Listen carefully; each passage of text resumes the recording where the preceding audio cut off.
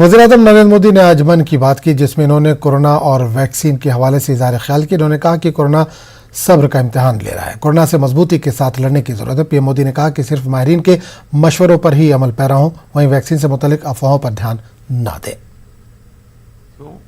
Corona की इस संकट काल में वैक्सीन की अहमियत सभी को पता चल रही है। इसलिए मेरा आग्रह है कि वैक्सीन को लेकर किसी भी अफवाह में न आए। आप सभी को मालूम भी होगा कि भारत सरकार की तरफ से सभी राज्य सरकारों को फ्री वैक्सीन भेजी गई है। अब तो 1 मई से देश में 18 साल के ऊपर के हर व्यक्ति के लिए वैक्सीन उपलब्ध होने वाली है।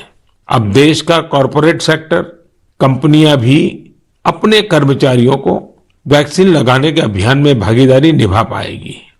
मुझे ये भी कहना है कि भारत सरकार की तरफ से मुफ्त वैक्सीन का जो कार्यक्रम अभी चल रहा है, वो आगे भी चलता रहेगा।